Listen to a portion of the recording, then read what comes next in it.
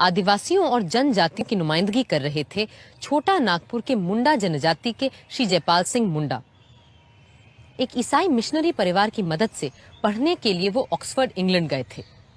वो बहुत अच्छे हॉकी खिलाड़ी थे और 1928 में ओलंपिक गोल्ड जीतने वाली भारतीय टीम के कप्तान भी।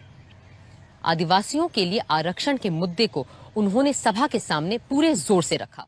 As far as properties are concerned, we ought to provide for restrictions in public interest for the protection of minority and backward groups. Absolutely.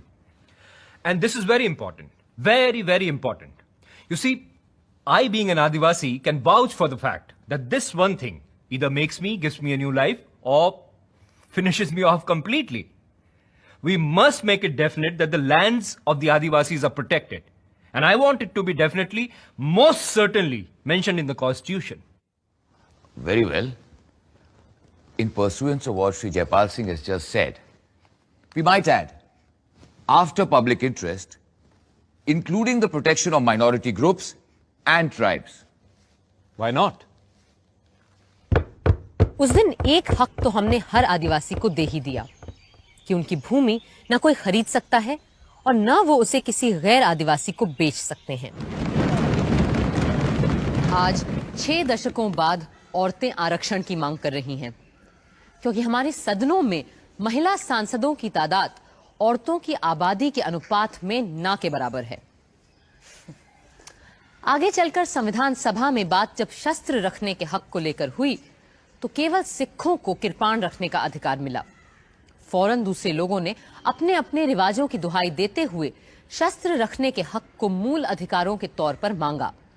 आदिवासियों के नेता और नुमाइंदे श्री जयपाल सिंह के तेवर तो सबसे अलग थे। Sir, this matter of the Arms Act has been mischievously applied against the Adivasis. Let me give you the instance of the Orans. They are the 4th largest group of Adivasis in India. Just about now, there is a festival in which these Orans get together, walk in a procession, carrying arms and weapons like lathis, bows and arrows, and they go to various akhadas in the villages. Now, this has been going on for centuries. Last year, all of a sudden, we were told that we should not carry any arms and weapons. Now, I don't mind pointing out, there are several members sitting here who are from Bihar. They won't be able to get back to their homes if they're not escorted by these people with arms. Every 7 years, it is the custom in Chota Nagpur, during festivals like Era Chandra and Jani Shikhar, Adivasi women get together, dress as men, and hunt in the jungles. Now, this is the only occasion that allows these women to show their masculine prowess naturally. So they love to dress as their men do. They love to carry arms and weapons like their men do. Arms like lathis, bows and arrows, bhalas, and so forth.